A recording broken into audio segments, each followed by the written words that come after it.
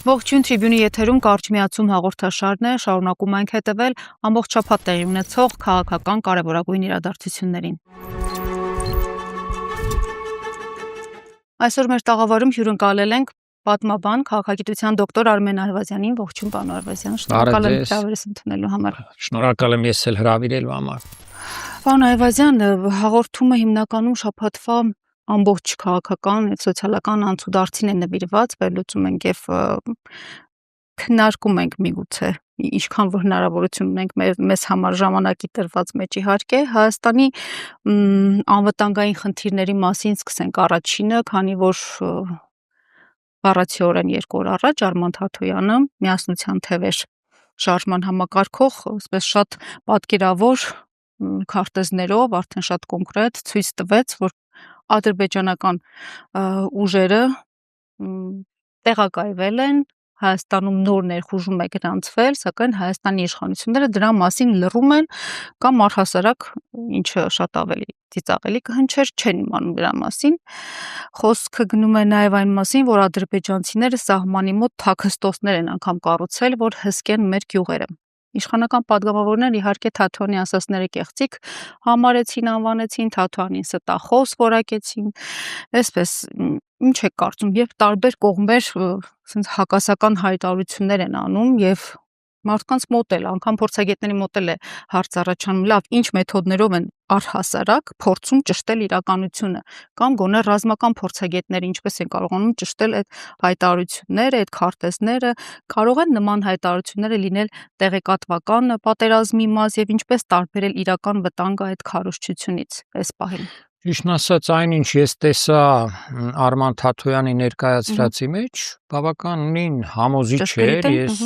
չեմ տեսել հերքման հիմքերը, որոնք են, պետք է ստուգել եւս մեկ անգամ գուցե թե, բայց այնինչ տեսա համոզիչ էր եւ ընդհանուր առմամբ համընկնում է Հայաստանի իշխանությունների այն կապիտուլյացիոն ընդհանուր ընթացքի հետ, ինչ որը մենք տեսել ենք արդեն 2020 թվականի նոյեմբերի 9-ից, կամ գուցե նույնիսկ ավելի վաղ, երբ ադրբեջանական զորքերը առաջ էին գալիս Նախիջևանի տարածքից եւ այդ մասին դարձյալ չէին հայտնում մեզ, դարձյալ որևէ հակաքայլեր եւ հակազդեցություն չէր գրանցվում, չէ՞ որ կիլոմետրերով առաջ եկան 2018-19 թվականներին մինչև 2020 թվականից սկսվել է։ Այնպես որ չէ, հենց 18-ից հետո այդ առաջ խաղացումը գրանցվեց դեպի Երազ, դեպի Արենի, այն ժամանակ արդյոք եղավ այդ մասին որևէ խոսակցություն, ոչ, դարձյալ ասում էին խնդիր չկա եւ այլն, այնինչ այդ նրանց առաջ խաղացումը անմիջապես վտանգի տակ դրեց մեր մի շարք գյուղերը, հետագայում տեսանք ինչպես Երասն են գնդակոծում, տեսանք նաեւ Արենիի վրա ինչքան են մոտեցել եւ այլն, այնպես որ մի անգամայն ասպես հավանական հավաստի տեղեկություններ էին. Եվ այդ առումով պետք է խոսել նաև այն մասին, որ առհասարակ Հայաստանի իշխանությունները Հայաստանի սահմանամերձ շրջաններ, ինչպես նաև դա նշանակում է ամբողջ Հայաստանի անվտանգության հարցերին նայում են այսպես մատների արանքով։ Այս լճի մոտ առաջ եկան ոչինչ, այն բարձունքը, որ ունի գրեթե ռազմավարական նշանակություն վերցրեցին իշխանասարի վրա, ոչինչ խնդիր չի, Ջերմուկի մոտ առաջ եկան, ոչինչ, այսինքն հասկանում եք, սա նշանակում է, որ երբ ասում ենք Հայաստանի գործող իշխանություններ, միշտ պետք է հիշենք, որ նրանք ընդհանրապես դրածոներ են եւ խամաչիկներ են, այսինքն ինքնուրույն, անկախ քաղաքականություն այսօրվա Հայաստանի կառավարությունը չի վարում, այլ կատարում է այն, ինչ թելադրում են արտաքին ուժերը, իսկ այդ արտաքին ուժերը այսօր Հայաստանին ղեկավարում են արդեն, ինչպես մենք տեսնում ենք, Ադրբեջանի եւ Թուրքիայի միջոցով, այսինքն ավելի մեծ ուժերը հանձնել են Հայաստանի այսպես ուղղորդումն ու ղեկավարումը Ադրբեջանին եւ Թուրքիային, այնտեղից են ուղղակիորեն հանձնարարությունները գալիս, ինչպես տեսանք նաեւ եկեղեցու դեմ հարձակման հարցում եւ մնացած մի շարք հարցերում դասագրքերում արդեն այսպես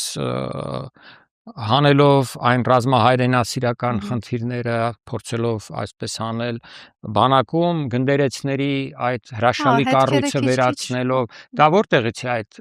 հրամանները որտեղից են գալիս։ Բնականաբար գալիս են Ադրբեջանից եւ Թուրքիայից եւ նրանք չեն էլ այնտեղից թաքցնում։ Տեսել ենք թե Փաշազադեն ինչպես է խոսել հայոց եկեղեցու մասին եւ գիտենք էլ ընդհանրապես թե ինչպես են թուրքերը Թուրքիայում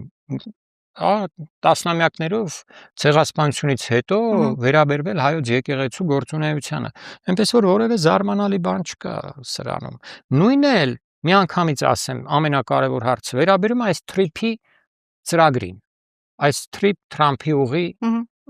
ծրագրին, որը նույնպես Հայաստանի ինքնիշխան տարածքի անեքսիա եւ արգրավում է 99 տարով իբր, այնինչ իրականում հավերժ, եթե իրագործվի, եթե այդ թղթի վրա ստորագրվածը կյանքի կոչվի, ուրեմն Հայաստանը զրկվելու է այդ ամբողջ ռազմավարական նշանակություն ունեցող ճանապարհներից, քանի որ այնտեղ բացառիկ իրավունքներ են տրված Միացյալ Նահանգներին կատարելու եւ իր ուզած ձևով շինարարությունը եւ անվտանգության անձնակազմ բերելու եւ ուրեմն ընդլայնելու իր գործունեությունը տարբեր ուղղություններով, որոնց մասին մենք հիմա նույնիսկ այսպես ամբողջական պատկերացում չենք կարող ունենալ, թե ինչպես կարող է ընդլայնվել այդ թրիփը։ Իսկ հիմա տեսնելով թե ինչ է կատարվում Իրան, Միացյալ Նահանգներ եւ Իսրայել պատերազմում, հասկանալի է դառնում, որ այս թրիփ ծրագիրը Հայաստանի գլխին կախված դամոկլյան սուր է, որը նման տարածաշրջանային պայմաններում պարզապես պայթելու է մեր գլխին, կասկած չկա, ընկնելու է մեր գլխին, որովհետև տեսնում եք, պատերազմ է արդեն Միացյալ Նահանգների այսպես դաշնակից Պարսից ծոցի պետությունների միջև եւ Իրանի, այսինքն Իրանը հարվածում է այնտեղ, որտեղ կան ամերիկյան շահեր, իրենից հարյուրավոր կիլոմետր հեռու տարածքում, այնինչ թրիփը եւ այդ Թրամփի ուղին հենց Իրանի սահմանին 1 կիլոմետրի, 2 կիլոմետրի, 5 կիլոմետրի վրա գտնվող տարածք է, որտեղ լինելու են հենց ամերիկացի անվտանգության անձնակազմ, այսինքն Հայաստանը ներգրավվելու է, եթե ոչ այս տարի, եթե ոչ մյուս տարի, անպայման, որովհետև այս պատերազմը հենց այնպես չի անցնելու, խաղաղությունը կես տարի հետո, մի տարի հետո ամենայն հավանականությամբ չի տիրելու այս տարածաշրջանում եւ խնդիրները Իրանի եւ Միացյալ Նահանգների միջև մնալու են այնպես այսինքն ներողություն ստացվում է եթե այս պահին ամերիկյան անձնակազմ կոնկրետ թրիփի մասին է խոսքը մեզ մոտ չկա դե բնականաբար Իրանն էլ հայտարարել որ խփում է կոնկրետ այդ հատվածներին որտեղ ռազմականներ կան որտեղ ամերիկացիներ կան անգամ հաշվի չառնելով դա ռազմական է անգամ հյուրանոց է թե այնտեղ կա ռազմական ներկայացուցիչ կետային այդտեղ է հարվածում Իրանը բայց հաշվի առնենք այն փաստը որ այս պահին չկա ամերիկյան անձնակազմ թրիփում այսինքն այս պահին կարող ենք խոսել որ ինչ որ առումով անվտանգ ենք այսպես տենց ճակերտավոր իհարկե քանի դեռ չկա ավելի անվտանգ է մակարդակով բայց մնացած առումներով բնականաբար հիմա դրանք անդրադառնում այո հարաբերականորեն իհարկե անվտանգ են եթե այսօր այդ թրիփը արդեն մասամբ գործեր այնտեղ տեղակայված լիներ ամերիկյան այսպես կոչված անվտանգության անձնակազմ որը նշանակում է զինված ջոկատներ մենք չգիտենք ինչ մակարդակի զինված ջոկատներ եւ ինչ թվականակով զինված ջոկատներ այսինքն ամերիկյան զորք կարող է լինել օրինակ 1000 հոգուց բաղկացած կամ 2000 պարզ է որ բոլորին հարվածելու է այսինքն թիրախավորվելու էր Հայաստանը Հայաստանի տարածքը բնականաբար մեր բնակիչները անիմաստ տեղը մենք այսպես գնալու էինք զոհաբերության ինչ որ չգիտես ում նպատակներով միայն տուժելու ենք այսօր այդ ծոցի երկրները արաբական այդ միապետությունների նույնիսկ վերնախավը որը սերտորեն կապված է Միացյալ Նահանգների եւ արևմտյան բոլոր վերնախավային կառույցներին նրանք են սարսափելի դժգոհ Միացյալ Նահանգներից նախ որ իրենց ներքաշեց Իրանի դեմ պատերազմի մեջ, որ իրենց շահերից բոլորովին չէր բխում, եւ երկրորդ որ չկարողացավ իրենց պաշտպանել։ այնինչ նրանք վստահ էին, որ Միացյալ Նահանգների ուրեմն հակաօդային պաշտպանության միջոցները, զորքերը եւ այլն, այնինչ Միացյալ Նահանգների ռազմաբազաները այսօր դատարկվել են կամ դատարկվում են, մի մասը արդեն դատարկվել է, ինքնաթիռները հեռացել են առհասարակ տարածաշրջանից, հակաօդային միջոցները սպառվում են կամ արդեն սպառվել են որոշ տեղերում։ Տեսեք, 3 կամ 3 չի առաջ օրը Արաբական Էմիրություններում ապրող եւ գործող մի միլիարդատեր շատ հայտնի, որը լրիվ Արաբական Էմիրությունների այդ ղեկավարության հետ միասին այսպես establishment-ի անդամ է, մի շատ խիստ նամակ էր գրել Թրամփին, որ դու ինչու մեզ ներքաշեցիր, ինչ իրավունքով եւ այլն եւ այլն եւ այլն, հարցեր այսպես բազմաթիվ հարցադրումներով նամակ էր։ Այնպես որ եթե նրանց չկարողացավ պաշտպանել, այնինչ այնտեղ ուներ մեծ շահեր, եւ տնտեսական, եւ քաղաքական, եւ ռազմական շահեր, ինչպես է պաշտպանելու Հայաստանը, Միացյալ Նահանգները իրանական հարձակումներից կամ թեկուզ ադրբեջանա-իրանական, ադրբեջանա-թուրքական, այսպես ասենք, հարվածներից չունի ոչ այդպիսի շահագրգռվածություն, որտեղ Հայաստանում նման շահեր Միացյալ Նահանգներ տնտեսական ռազմավարական այդ աստիճանի որքան այնտեղ չունի մեկ եւ ցանկություն էլ չունի, հնարավորություն էլ չունի։ Եվ մի բան էլ ասեմ, որը այս առումով շատ կարևոր է։ Տեսեք, շատ ողջևորված են Հայաստանում այդ տեղեկությունների մեծ բազաները, որ Միացյալ Նահանգները պետք է ստեղծի Հայաստան, ներդրումներ եւ այլն եւ այլն։ Իսկ Հայաստանում մեկ ուշադրություն դարձրել է այն փաստի վրա, որ հենց այդ բազաները ենթարկվել են հարձակումների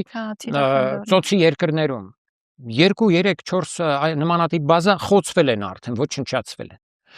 Չեն հասկանում ինչի մասին է խոսք, այսինքն պիտի մարդիկ մի քիչ անվտանգության հարցերով գրագետ լինեն եւ առավել եւս պատասխանատու լինեն անվտանգության հարցերով, մի քիչ առաջ նայեն, հասկանում եք, մեզանում այս խնդիրը այնքան սուր է դրված, մի կողմից անգրագետ են, պարզապես անգրագետ են անվտանգության եւ ռազմավարական հարցերում, մեր ղեկավարությունը սարսափելի անգրագետ, մյուս կողմից սարսափելի անպատասխանատու է, բացահայտ դրածոներ են, հասկանում եք, որոնց մի քանի տարի հետո որ ասես, ախր դուք այսպես ասեցիք, այսպես եղավ, այս ոնց պատահեց, մի հիմարություն դուրս կտան։ Լավ բան է, Վազյան, եկեք անցնենք հենց Իրանի պատերազմի ռազմավարությանը, իրականում հասկանանք այս պահի դրությամբ այնտեղի չէ կատարվում, չնայած ժամ առ ժամ, րոպե ինֆորմացիան լցվում է եւ ամեն ինչ փոխվում է շատ արագ։ Միացյալ Նահանգների ու Իսրայելի հարվածներից հետո Իրանը իսկապես գոյատևման հիմա խնդիր ունի, այդ մարտահրավերի առաջ է կանգնած ու պետք է հասկանանք որն է այս պահին Իրանի մարտավարությունը, այդ երկարաշունչ, այսպես sense ռազմական գործողությունները, այսինքն պատերազմական գործողությունները, որ կարող է հյուծել այդ հյուծիչ պատերազմը, թե էլի ինչ որ կայծակնային բաներ կանի, կկազմակերպի Իրանը ու sense միանգամից կավարտվի, որովհետև ոնց հասկանում ենք, ոչ մի տեսակի դիվանագիտական, այսպես խողովակներ այս պահին չեն աշխատում, խոսակցություններ եղան, փորձում են Իտալիայով, բայց հերքեցին, հիմա Ռուսաստանը երեք առաջարկեց, ասեց ընդամենը մեկ թուղթ եկեք ամեն ինչ անենք, հրադադար հայտարարենք, Լավրովը խոսեց, բայց դրան էլի մանրամասն կանդրադառնանք Իրանի ռազմավարությանը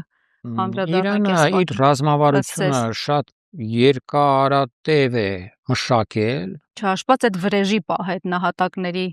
դա ռազմավարության մի մաս է, սկսած 2003 թվականից, երբ Միացյալ Նահանգները ներխուժեց Իրաք, մինչ այդ էլ 2001-ին երբ գրավեց Աֆղանստան։ Այդ ժամանակից սկսած Իրանում շատ անհանգստացան, որ կարող է պատերազմ սկսել Միացյալ Նահանգները նաև Իրանի դեմ։ Եվ բացի դրանից այն ժամանակ էլ հայտարարեցին այդ մասին Միացյալ Նահանգներում։ Այն ժամանակվա ուրեմն ղեկավարներից մեկը Դիկ Չեյնին Միացյալ Նահանգների շատ պարզ ասեց, որ մենք պետք է Իրանին էլ ուրեմն խեղդենք, գրավենք, չգիտեմ ինչ անենք եւ այլն։ Սպառնալիքներ հնչեցին եւ Իրանում ասացին լավ, եթե այդպես է, սկսեցին մշակել իրենց ռազմավարությունը, որը հիմնվում էր մի քանի գլխավոր այսպես զսպիչ հանգամանքները զարգացնելու վրա, որոնք էին առաջինը, քանի որ Իրանը չուներ ավիացիա եւ չէր կարող ունենալ ավիացիան բավականին բարդ, ուրեմն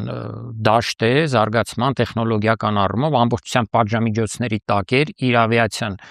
թույլ է մինչև 1979 թվականը այդ հեղափոխությունը ինչ ուներ, հիմա որոշ բաներ ստացել է Ռուսաստանից, բայց դրանք շատ չեն թվականակով, սուեր է ստացել, միգեր է ստացել, բայց դրանք շատ չեն։ Ուրեմն շեշտը դրեց հրթիռների եւ ԱԹՍ-ների վրա։ Եվ այսօրվա դրությամբ Իրանի ունեցած հրթիռների եւ ԱԹՍ-ների զինանոցը այս ամբողջ տարածաշրջանում ամենամեծն է եւ փաստորեն նա բավականին ճիշտ հաշվարկ կատարեց, այսինքն ավելի էժան միջոցներով ձեռք բերեց հզոր ռազմական գործիք, որի վրա ժամանակին մյուս պետությունները քիչ ուշադրություն դարձրեցին, շատ ավելի քիչ, եւ հիմա Իրանը կարողանում է հենց այդ ԱԹՍ-ներով եւ հրթիռներով կատարել այն հարձակումները, որ մեր աչքի առաջ են, որ թվում է թե ինչպես կարող էր, այսպիսի հզոր հարվածներ ստանալուց հետո 6 օր է ռմբակոծվում, բայց հարվածները չեն դադարում, թեև հայտարարում է Ամերիկա-իսրայելյան կողմը, որ կայանքները ոչնչացրեցին, Իսրայելն ասել էր 12 կայանք է մնացել ընդամենը, բոլորը ոչնչացրել են, բացարձակ անհեթեթություն է, 3 Թրամփը, թե ոնց որ Թրամփն էր հենց հայտարարեց, որ 58%-ն ենք ոչնչացրել այդ կայանքների, ուրեմն եղավ արդեն ոչ 12, այս թիվը արդեն իսկ Իսրայելի եւ Ամերիկայի գնահատականը այսպես չհամաձայնեցին իրար հետ, ոչ, այնտեղ այդ ամեն ինչը արդեն վաղուց մցված է գետնի տակ, հենց դա էլ մյուս speech այսպես գործոններից մեկն էր, որպեսի հեշտությամբ գետնի վրա չոչնչացնեն ռազմական օբյեկտները, Իրան այն ժամանակվանից սկսեց կառուցել ստորգետնյա ռազմաբազաներ, որտեղ տեղակայում էր իր ԱԹՍ-ները, իր հրթիռները, բալիստիկ եւ թեւավոր տարբեր տեսակի, տասնյակ տեսակներ կան եւ բալիստիկ հրթիռների եւ մի քանի տեսակ կա թեւավոր հրթիռների տասնյակ տեսակներ, ԱԹՍ-ների թոփ էին կիրառել, թե ԱԹՍ-ին, հադիդ Այո, ունեն սեփական միջոցներն էլ ունեն, թե որքանով են դրանք արդյունավետ համեմատած մյուս ժամանակակից միջոցների հետ 100%-ով չեն կարող ասել, բայց աշխատում են բազմաթիվ ԱԹՍ-ներ, իսրայելյան եւ ամերիկյան արդեն խփել են, բավական թանկ ԱԹՍ-ներ, ուրեմն սա է, որ չկարողացան Իրանին անմիջապես խեղճացնել, գումարած բանակի կառուցվածքը Իրանի, որ բաղկացած է եւ բում բանակից, ավանդական բանակից, իր կառույցներով,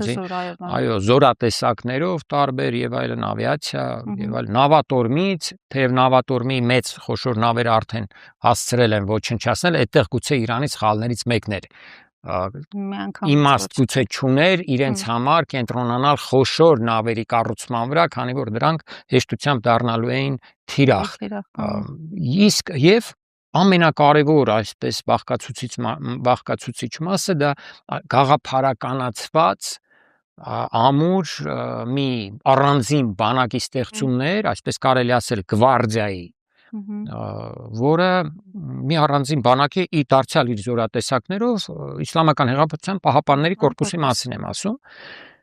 սրանք բոլորը աշխատում են եւ ունեն մեծ աշխարհազոր, այ մի բան, որ ես տարիներ շարունակ ասում եմ,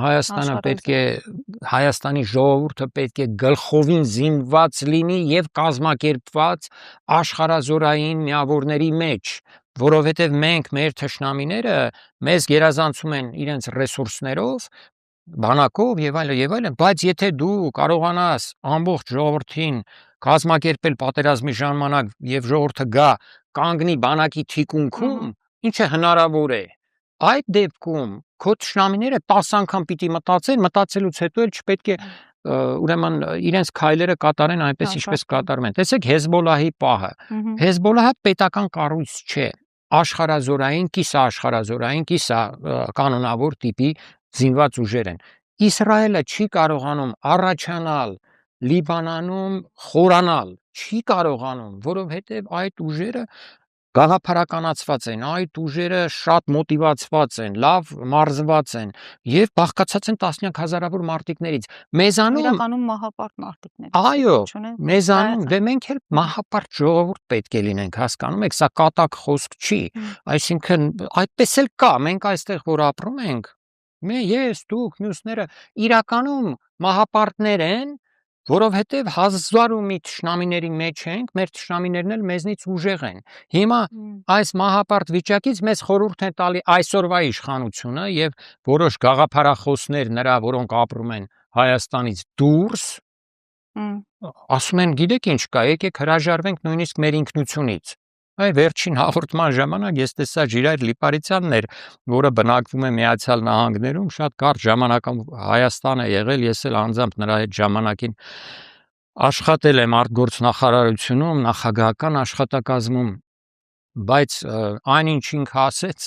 փաստորեն ինքը իր դեմել էր գնում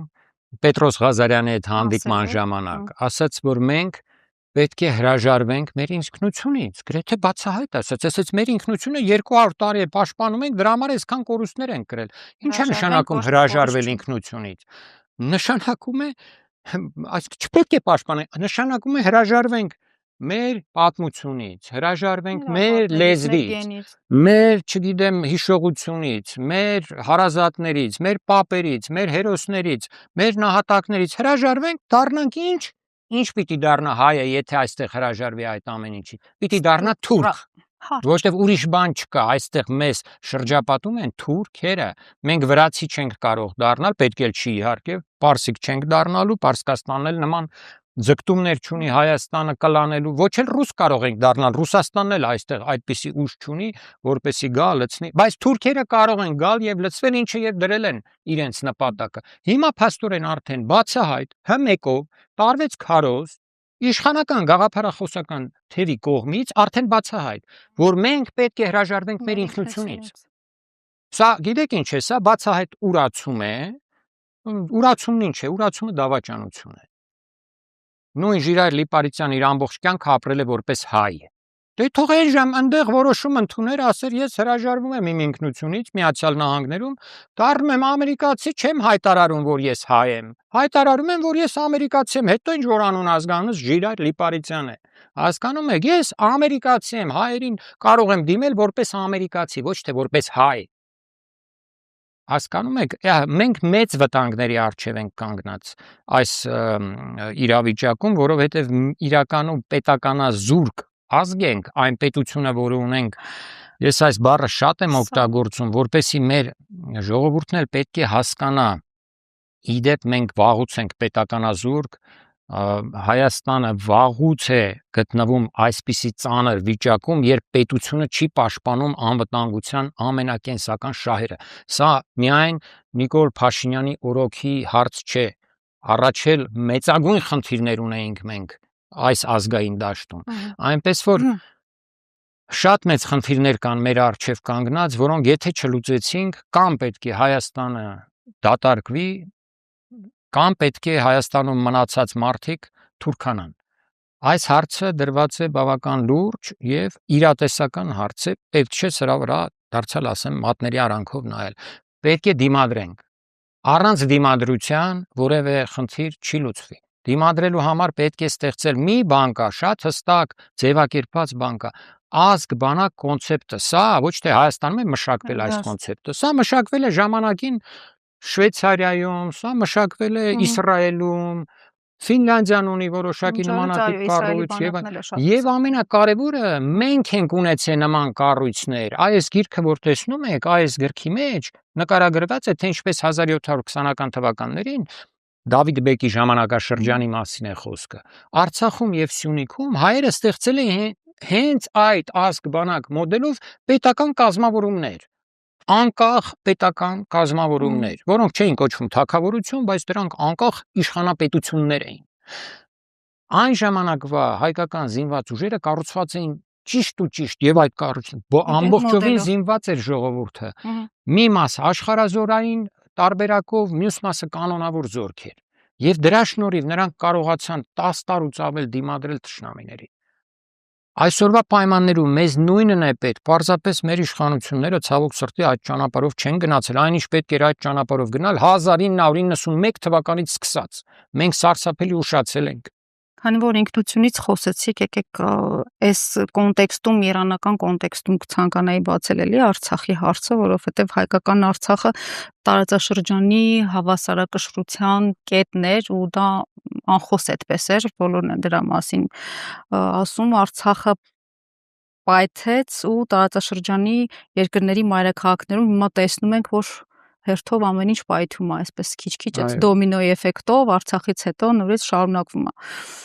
Եթե այդպես էր ու մենք հասկանում էինք, որ Արցախը այդ հավասարակշռության կետն էր մեր, ապա դրա վերացումը այդ ուժային վակուումը չբացեց արդյոք, պարոն Այվազյան, որ գոնե Թեհրանը, որ միշտ հայտարարում էր կարմիր գիծ, մենք այստեղ Թեհրանի դերակատարումը ինչպես նկատեցինք, այսինքն Իրանը ինչ դերակատարում ունեցավ կոնկրետ այդ պահին, միայն հայտարելով, որ մեզ համար կարմիր գիծ է Հայաստանի ինքնիշխանությունը, ամբողջականությունը, բայց Արցախի պարագայում, որ լուծվեց ուժով միայն, ոչ մի դերակատարում չնկատեցինք։ Ցավոք սրտի, ես կարծում եմ դա մեծ սխալ էր իրանական ղեկավարության կողմից էլ, Ռուսաստանի ղեկավարության կողմից էլ, մեծագույն սխալներ էին, որ թույլ տրվեց Արցախի անկումը, նրանք չմիջամտեցին որևէ այնպիսի կերպ, որ դա կանխեին։ Իրանը թերևս կարծում էր, ես ենթադրում եմ, որ Արցախի գրավումից հետո Ռուսաստանը, քանի որ արդեն իր զորքերն էր այնտեղ տեղակայել, Ռուսաստանի դիրքը այս Կովկասում ոչ թե թուլանում է, այլ ուժեղանում է, այսինքն Ռուսաստանը եւ Հայաստանում է զորքեր տեղակայել եւ Ադրբեջանում է, փաստորեն Ադրբեջան ասելով նրանք արդեն Արցախը համարում են, այնտեղ էլ է տեղակայել զորքեր, ուրեմն իրավիճակը կայուն կմնա այս Կովկասում, բայց նրանք չհաշվարկեցին, որ Ռուսաստանը հեռանալու է եւ դրանից հետո Հայաստանը հայտնվելու է արդեն առհասարակ ոչնչացման վտանգի տակ։ 21 թվականին նրանք արդեն հասկացան իրավիճակը, նախազգուշացրեցին Ադրբեջանին Սյունիքի դեմ կամ Հայաստանի դեմ խոշորածավալ հարձակում կատարելու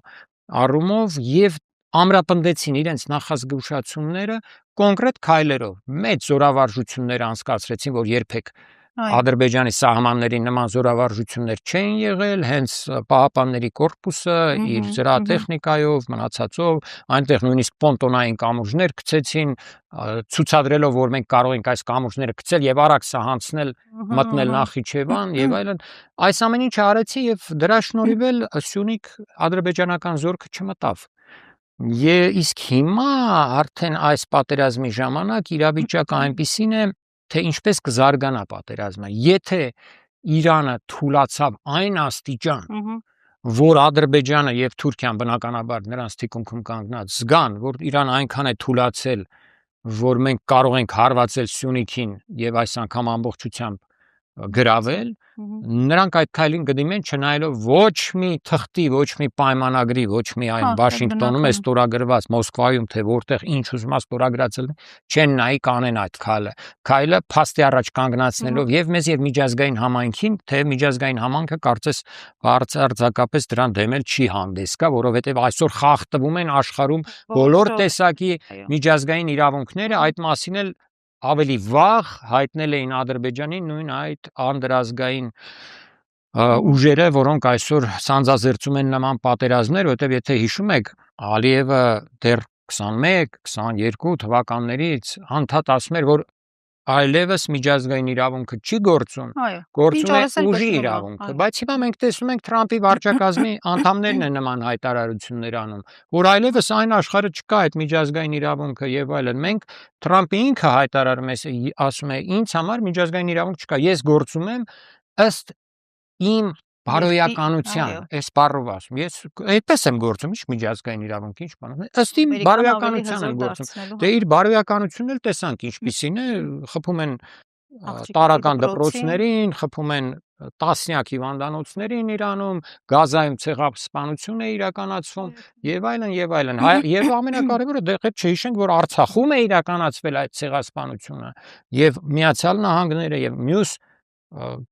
դերակատարները խոշոր որևէ քայլ չարեցին կանխելու համար 10 ամիս այդ շրջափակումը շարունակվում էր, նրանք որևէ կերպ մատը մատին չխփեցին, որպեսի կանգ առնի եւ այդ շրջափակումը եւ հայերի փաստորեն դուրս մղումը Արցախից, հասկանում եք։ Այնպես որ պետք է հասկանանք իրավիճակը եւ առաջին հերթին հույսներս գոնե այս պահին մեզ վրա վերցնենք, մենք կարողանանք առաջին շերտը անվտանգության ապահովել, որից հետո կարող են դաշնակիցները մեզ օժանդակել։ Եթե եւ այդ պահին կգտնվեն դաշնակիցներ, եթե դու ինքդ չես կարողանում քո անվտանգությունը գոնե տարական մակարդակով ապահովել, գոնե առաջին 1 ամիսը դիմադրել, քեզ դաշնակից ոչ մի տեղից էլ չի հայտնվի։ Այսինքն, պարոն Ավազյան, ճիշտ եմ հասկանում, եթե Արցախի ճակատագիրը փոխեց տարածաշրջանային բալանսը հօգուտ Թուրքիայի եւ Ադրբեջանի, ապա Իրանը, այսպես մեղմ ասած, այս պահի դրությամբ վճարում է այդ փոփոխության գինը, որպես նոր անվտանգային սպառնալիք։ Եվ Իրանն է վճարում, եւ Ռուսաստանն է վճարում։ Իրականում Ռուսաստանը, տեսեք, Ադրբեջանը Արցախից ռուսական զորքի դուրս գալուց հետո 180 աստիճանով փոխեց իր դիրքորոշումը, դարձավ հակառուսական պետություն եւ սկսեց խրախուսել Միջին Ասիայի թուրքախոս պետություններին, նաեւ պարսկախոս Տաջիկստանին, որպեսզի նրանք եւս իր նման հակառուսական դիրքորոշում ընդունեն։ Ստեղծվեցին այդ թուրքական պետությունների կազմակերպության լրացուցիչ ստորաբաժանումներ, այդ թվում պաշտպանության բնագավառում, անցկացվում են զորավարժություններ, անվտանգության բնագավառում եւ այլն եւ այլն։ Տեսեք, Իրանի 3 Նախիջևանի օդանավակայանի վրա այդ ԱԹՍ-ի հարվածից հետո ովքեր անմիջապես եկան Ադրբեջանին այսպես աջակցություն հայտնեցին եւ դատապարտեցին այդ քայլը։ Բացի արևմտյան պետությունից, օրինակ Ֆրանսիան անմիջապես դատապարտեց։ Թվում է թե Ֆրանսիան Հայաստանի այսպես Ֆրանսիան Հայաստանի դաշնակիցն է, բայց բարձրացում բանի Ադրբեջանի դաշնակիցն է, էլի, այդ ոնց է լինում։ Այդպես չի լինում, որ համ նրա դաշնակիցն է, համ նրա, ինչպես ռուսների դեպքում է, ռուսներն էլ մենք եւ Հայաստանի դաշնակիցն ենք, եւ Ադրբեջանի դաշնակիցն ենք։ Մարիա Զախարովան ասել էր, չէ՞, մենք այս Կովկասում ունենք 2 դաշնակից։ Հայաստանը եւ դե տեսեք, ձեր դաշնակիցները հիմա ինչ վիճակում է, եթե դու 2 դաշնակից ես ընտրում, դա է լինում։ Եվ առաջինը եկան անմիջապես աջակցություն հայտնեցին Ղազախստանի նախագահ, դրանից առաջ Ուզբեկստանի նախագահը, այսպես շատ խիստ դատապարտելով աջակցությունը եւ այլն հայտնելով, չեմ տեսել, գուցե Ղրղստանն էլ է միացել, մյուսներն էլ, բայց այդ երկուսին գոնե հասցրեցի այս լուրերի տարափում տեսնել Ղազախստանի եւ Ուզբեկստանի նախագահներին։ Միացյալ Նահանգներն է բնականաբար ասում, որ ես Ադրբեջանի հետ մշտական կապի հետ եմ այսպիսի հարվածից հետո եւ այլն։ Այստեղ նաև պետք է մեր բնակչությունը հասկանա, այնքան ինչքան գլուխը մտցրել են այդ արևմտյան դաշնակից, տեսեք, հապկից հրաժարվեցիք, ես կլինի, Ռուսաստանից հրաժարվեցիք, այն կլինի, թե մենք չենք հրաժարվել, այդտեղ ես մի քիչ մի թեթև Նիկոլ Փաշինյանի հետ կարող եմ համաձայնվել, որ ռուսներն էլ են հրաժարվել, ոչ միայն Հայաստանն է, ռուսներն են հրաժարվեցին անվտանգին։ Այո, ասում են, որ հրաժարվեք, այդ ժամանակ արևմուտքը կգա ձեզ կպաշտպանի։ Ոչ, արևմուտքը այստեղ ունի իր շահերը, նա պետք է օգտագործի թուրքերին եւ ադրբեջանցիներին որպես իր զորք այստեղ, որտեվ սեփական զորք չի կարող բերել։ Անգլերենում բառ կա foot soldiers, ground troops կամ թե չէ, այսպես ցամաքային զորքերը իրենց, այստեղ ադրբեջանցիները եւ թուրքերն են, այս մեր տարածաշրջանում։ Այնտեղ մերձավոր արևելքում առաջի գործը կատարում է Իսրայելը, Միացյալ Նահանգների համար։ Հասկանում եք, անընդհատ ասում են Իսրայելը ղեկավարում է Միացյալ Նահանգները, այդպես չի, ոչ, իրականում այնպես է կառուցված այդ համակարգը, որ Իսրայելը ծառայում է այն թվից այս թիվը, որպես այս խոշորագույն արևմտյան ուժերի, որտեղ ոչ միայն պետք է ներառենք Միացյալ Նահանգները, այլև իր բոլոր դաշնակիցներին եւ այլն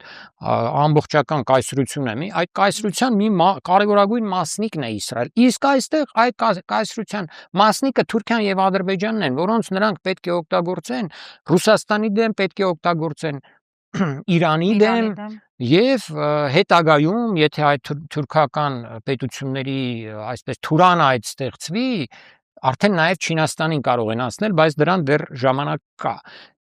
Այս առումով շատ հետաքրքիր էր եւ արժի քննարկել այդ քրդական գործոնը, որովհետեւ դա կապված է ցամաքային ճանապարհով։ Այո, դա կապված է հենց իմ ասած այս ադրբեջանական գործոնի հետ։ Տեսեք, այս մի քանի օր է ասում են, թե արևմտյան լրատվամիջոցները, որ Թրամփը անձամբ նույնիսկ կապի մեջ է մտել իրանական քրդական որոշ ռազմականացված այսպես կիսահաբեկչական, ապստամբական, ինչպես ուզում եք անվանեք, այդ ուժերի հետ եւ որոնք տեղակայված են հիմնականում Իրաքում, Իրաքի հյուսիս արևելյան շրջաններում, որպեսզի նրանք կատարեն հենց այդ իմ ասած ցամաքային զորքերի դերը ամերիկացիների փոխարեն, քանի որ ամերիկացիները չեն կարող ներխուժել Իրան, կկրեն շատ մեծ կորուստներ, հազարավոր զինվորներ կսպանվեն եւ դա Միացյալ Նահանգների ժողովուրդը չի ընդունի, հասարակությունը արդեն մեծապես դեմ են ըստ հարցումների այս պատերազմին եւ եթե կրեն ասենք 100, 200, 500 հոգի սպանված լինի, այնտեղ սարսափելի մեծ պատմություն կդառնա Թրամփի համար։ Ուրեմն նրանց պետք է օգտագործել տեղացի ինչ-որ ուժերին։ Հիմա քրդերին այս կողմից են փորձում օգտագործել, թեև դա որևէ ես ձեզ անմիջապես կարող եմ ասել, եթե ժամանակ ունեն, կարող եմ բացել մի քիչ այս թեման, չի ստացվի եւ մյուս կողմից էլ ադրբեջանցիներին ի տարբերություն քրդերի ադրբեջանցիները չունեն բանի ոչ թե ադրբեջանցիները այլ Իրանի ազերիները այսպես ասենք թուրքախոս շիա ուրեմն իրանցիները չունեն իրենց սեփական նմանատիպ կառույցները ռազմական քրդերն ունեն բայց ենթարկվեն իրանք եթե չունեն հենց դրա համար էլ ադրբեջանական բանակը ուժեղացրել են որպեսի ինչ որ մի պահի հրամայեն ադրբեջանական բանակին ներխուժի Իրան եւ այնտեղ ինքը կստեղծի արդեն այդ ուժերը կփորձի ստեղծել։ Այս Նախիջևանի հարձակումը ըստ ձեզ պարզապես ԱԹՍ-ի շեղում էր, թե էլի ինչ որ հերթական սադրիչ երկու տեսակ կարող ենք բացատրել, քանի որ 100% Ադրբեջան, թե Ադրբեջանը կարող է ուզենա այդ իր ատրպետական երազանքն իրականացնել, այդ արևելյան Ադրբեջան կոչվածը։ Այստեղ ուրեմն փորձի մտնել։ Մենք կարող է, եթե տեսնի, որ իրավիճակը իր համար ծանրանում է, տեսեք նա Իրանը խփեց այդ նավթի եւ գազի արտահանման բոլոր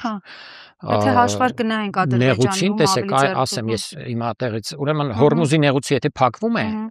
չի գնում դեպի արևմուտք, չի գնում համաշխարհային մյուս շուկաներ եւ հարված է հասցնում բոլորին, համաշխարհային տնտեսությանը, արևմուտքին, Միացյալ Նահանգներին եւ այլն։ Գները բենզինի բարձրանում են, դա եւ ճնշում է ստեղծում Թրամփի։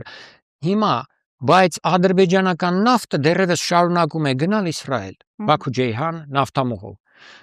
որը ապահովում է Իսրայելի համար 40%-ը։ Եվ նրանք այնտեղ մինչև պատերազմի սկսվելը նույնիսկ նրանց պետությանը կանգնած շատ մոտ վերլուծաբանները ասում են, որ մենք խփելու ենք բոլոր նավթի, գազի այն խողովակներին եւ բաներին, որոնք գնում են դեպի արևմուտք։ Հիմա բոլորին խփել են, Հորմուզի նեղուցը գրեթե հաստատիորեն փակ է, մի օր ասում են փակ է, մյուս օրն ասում են, չէ, հլկիսատ ենք փակել, բայց իրականում ամերիկացիներին արևմուտքին չեն թողում հասնել։ Մնացել է Բաքու-Ջեյհանը, պարզապես այստեղ մի խնդիր ունեն, եթե իրենք հարվածում են Ադրբեջանին, Ադրբեջանի նավթային ուրեմն ենթակառուցվածքներին, խողովակաշարին եւ այլն, դրանով իսկ հարվածում են Թուրքիային, Թուրքիան կարող է Թուրքիան որտեղ ֆեդերացիա է, էլի այսօրվա դրությամբ Ադրբեջանի հետ, Թուրքիան ՆԱՏՕ-ի անդամ է եւ դրանով իսկ ՆԱՏՕ-ն կարող է արդեն իր բոլոր ուժերով գալ մտնել պատերազմի մեջ, այսինքն Ֆրանսիա, Իտալիա, Գերմանիա, Մեծ Բրիտանիա, որոնք այսօր հրաժարվում են անմիջականորեն օգնել, բայց այստեղ կասեն ՆԱՏՕ-ն մենք բայց Թուրքիայի տարածքում էլ ներողություն բռնեցին ԱԹՍ-ը, չէ։ Իրանն ասեց ես չէ։ Այստեղ էլ ասեց ես չէ, կարիք չկա։ Այստեղ այս հարվածը Նախիջևանի օդանավականին երկու կերպ կարելի է մեկնաբանել, բացատրել, մի տարբերակն այն է, որ քանի որ ուժերը ապակենտրոնացված են Իրանում, բավականին հրամանատարությունից անկախ են գործում։ Տեղական ինչ որ մի հրամանատար է որոշում ընդունել, ընդ որում եթե այդպիսի որոշում ընդունել է, դա նշանակում է, որ տեսել են իսրայելական, ամերիկյան ինչ որ ակտիվություն Նախիջևանում եւ Ադրբեջանում եւ որոշել են այո, եւ որոշել են հատվածներ։ Նման մի բան եղավ, որ հյուսիսից մտնում են եւ այլն, անցյալ տարվա հունիսյան 12 օրյա պատերազմի ժամանակ հաստատ մտել էին, բայց այս անգամ էլ 1-2 այդպիսի տեղեկություն եղավ։ Գուցե տեսել է եւ որոշել են հարվածել առանց կենտրոնի հետ համաձայնեցնելու։ Եվ երկրորդ տարբերակն այն է, որ նախազգուշացում է Ադրբեջանին հենց կենտրոնից, որ մի արեք այդպիսի բան եւ Ադրբեջանին, եւ Թուրքիային, եւ Արևմուտքին, որ եթե դուք փորձեք այստեղից ինչ որ գործողություններ ծավալել Իրանի հյուսիսի դեմ, մենք հարվածելու ենք։ Մենք հիմա 100% չենք կարող ասենք այս երկու տարբերակներից որ մեկն է ճիշտը, բայց երկու տարբերակներն են մեզ համար մի բան են նշանակում, որ այս տարածաշրջանը եռում է, այս տարածաշրջանում ամեն վայրկյան կարող են սկսվել հենց մեր սահմաններին կապած կամ գուցե մեր սահմաններ էլ մտնեն տարբեր ուժեր, դրանք կարող են լինել թուրքական, ադրբեջանական, իրանական, հաշվի առնենք նաև այն փաստը, որ Ալիևը Երեկամտանգության խորհրդի նիստ էր արել եւ հայտարարեց, որակեց նախ որ սա Նախիջևանի հարձակումը ահաբեկչական ակտ է եւ այնտեղ առաջին պատրաստվածության վրա է իր զինուժը արդեն եւ սպասեք իմ հրահանգներին, այսպիսի բառեր են հնչել, ելույթ է եղել ամբողջական պատրաստության է բերել ամբողջ զինված ուժերը Իրանին կարող է լինել հարված Ադրբեջանից այս պարագայում ու դե բնական է չեմ կարող ասել մենք ինչ կշահենք, ինչ կկորցնի Հայաստանը նման զարգացումից։ Դա եթե եղավ հարված Ադրբեջանի նավթային արդյունաբերական համալիրին եւ այդ խողովակաշերերին եւ նավթային աշտարակներին եւ այլն, վերամշակման գործարաններին, ապա իհարկե Հայաստանը կշահի։ Եթե հարված եղավ Ադրբեջանի տարածքում գտնվող իսրայելյան կամ իսրայելա-ադրբեջանական ռազմաբազաներին դարձյալ Հայաստանը բնականաբար կշահի։ Եթե այնպես որ սրանում երկու խոսք լինել չի կարող, պարզապես նույնիսկ այդ դեպքում վտանգները մեզ համար մեծանում են։ Որևէ այդպիսի փոխհրաձգության, չգիտեմ, կամ հրթիռակոծության դեպքում Հայաստանը դարձյալ հայտնվում է այսպես կրակի հիմա էլ է այդպես։ Դրա համար տեսեք, երեք Ադրբեջանը հայտարարել է, Ալիևը հայտարարել է զինված ուժերի ամբողջական պատրաստության բերելու, պատրաստականության վիճակի մեջ բերելու մասին, իսկ մենք այդպիսի քայլի չենք դիմել։ Հասկանում եք, մեզանում անվտանգության հարցերը մի տեսակ նահանջել են երրորդական, չորրորդական, հինգերորդական պլան, առաջի պլան են եկել ինչ որ քարոզարշավն է, չգիտեմ ուրիշ հարցեր են, խոսակցություններ են, այս սրանից բաժանվեց, այն նրանից նրա հետ ամուսնացավ, նշանվեց։ Չէ, մեզանում ասում են խոճապ մի տարածեք, մենք ամեն ինչ անում ենք, մենք պարզապես խոճապ չենք տարածում, ախնիստեր գումարում ենք, մենք տեղյակ ենք այդ ամեն ինչից, բայց մենք խոճապ չենք տարածում։ Այդ խոճապի մասին չէ խոսքը։ Խոճապի փափուկ բարձն է, հա։ Խոսքը հենց այո, այդ փափուկ բարձը ցավոք մեր ժողովրդի գլխի տակ շատ վաղուց են դրել, այդպես չի, ես որ ժամանակին 2000-ականներին, 98-ին, 2005-ին, 6-ին, 7-ին, 8-ին անդադ ասում էի, որ սա կարող է ավարտվել հենց այսպես էլ սցենարը, հենց ասում էի,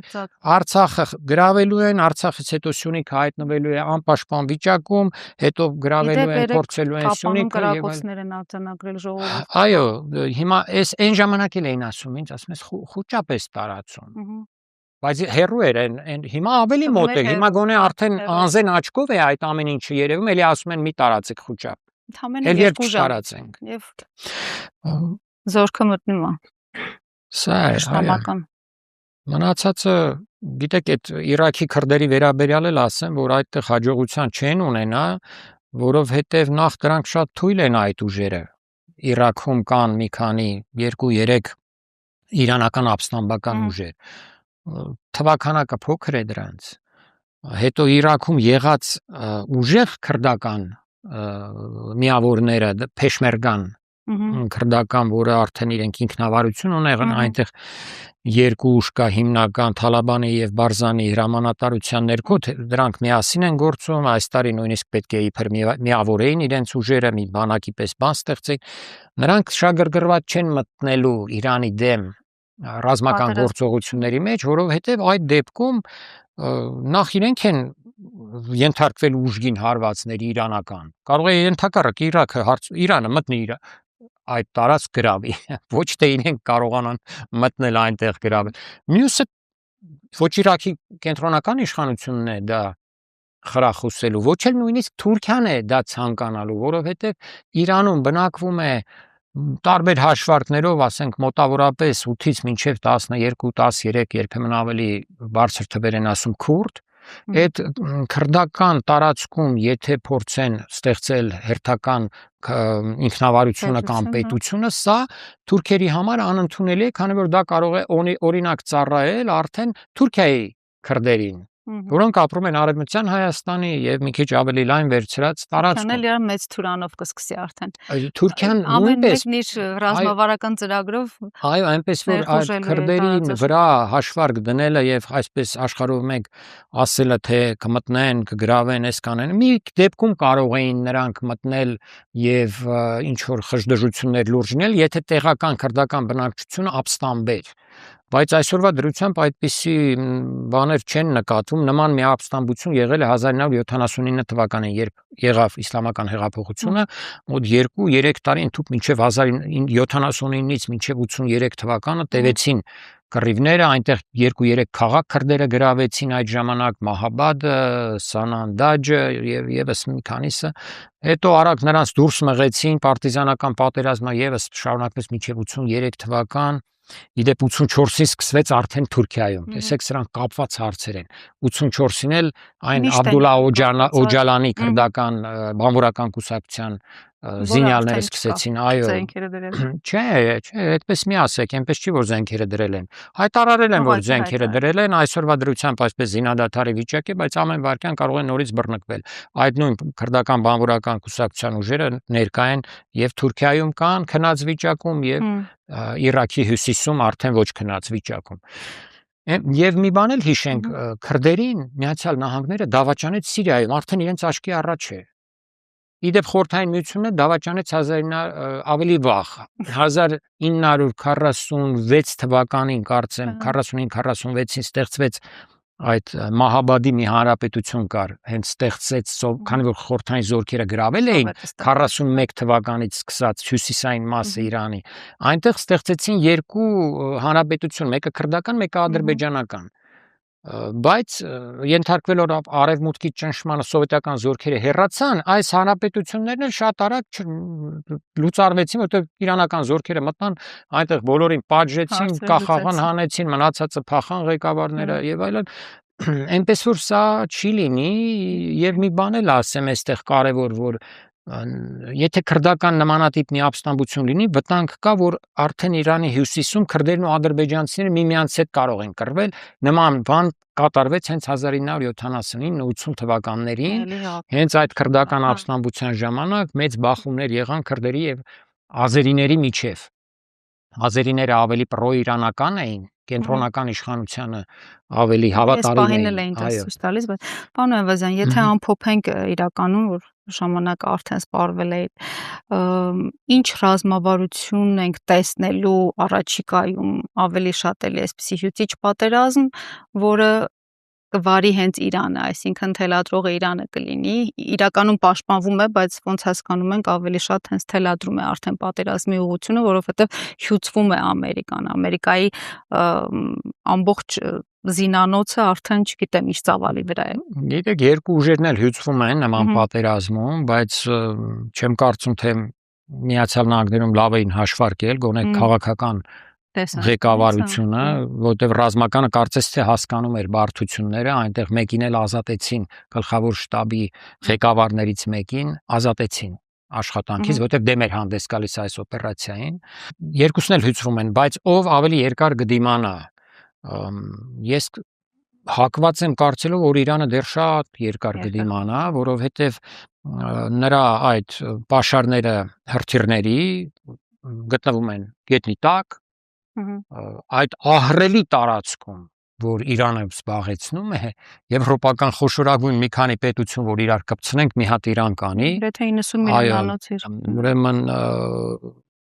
եւ այդ տարածքով իհարկե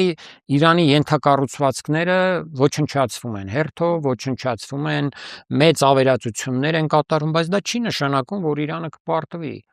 Գազան փոքրիկ տարածք էր, 3 տարի Գազայի դեմ պատերազմ մղեցին,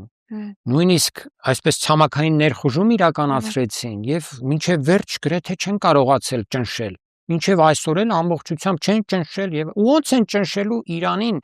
Իրանին հաղթելու միակ տարբերակը ներքին պայթյունը պետք է լիներ իրենց հաշվարկով, որ պետք է փոքրամասնությունները ապստամբեին, քաղաքական ընդդիմադիր ուժերը ապստամբեին, եւ այլն, դա չի ստացվում եւ չեմ էլ կարծում թե առաջիկայում կստացվի, այսինքն հիմա մեծ ավերածությունների է ենթարկվում Իրանը, բայց միաժամանակ նաև Իսրայելն է մեծագույն հարվածներ ստանում եւ նաև Միացյալ Նահանգները։ Տեսեք, Միացյալ Նահանգները ի տարբերություն Իրանի, կարելի է ասել, կրել է տարածքային կորուստներ։ Ամերիկյան ռազմաբազաները դատարկ կամ կիսադատարկ վիճակում են։ Ամերիկյան այդ ծոցի երկրներում գտնվող բազմաթիվ բազաները Սաուդյան Արաբիայում, Քուվեյթում, Քաթարում, Բահրեյնում, այնտեղ իրենց գլխավոր հրամանատարություններն են։ Գիտեք, Քաթարում գտնվում է Սենտկոմի հրամանատարությունը, որը ամբողջ այս եվրասիական տարածաշրջանով բանով ամենամեծ հրամանատարություն է, ամերիկանոյի տարբեր այսպես շտաբեր, այդ որ ասում եմ հրամանատարություն շտաբը ասեմ, այդ Սենտկոմի շտաբը գտնվում է Քաթարում, իսկ Ամերիկայի ռազմածովային դարձյալ այդ ուղղության շտաբը գտնվում է Բահրեյնում։ Այդ երկու ռազմաբազաներն էլ ամեն օր հարվածներ են ստանում եւ գրեթե կամաց դառնալու են անգործունյա։ Ռադարներն են ոչնչացվել այնտեղ։ Մի ռադարը 1 միլիարդ 100 միլիոն դոլար արժողության էր։ Արդեն առնվազն 3 F-15 հարվածային կործանիչներ են խոցվել այս կամ այն ձևով, ասում են իբր բարեկամական Քուվեյթի կողմից կրակ է եղել, Իրանն ասում է ես եմ խփել, կարևոր չի, եթե անգամ Քուվեյթը խփացնի, դարձյալ իրանական գործողությունների արդյունքում է եղել, ամեն մեկը այդ ինքնաթիռներից 100 միլիոն դոլար արժողություն ունի, այսինքն նավթային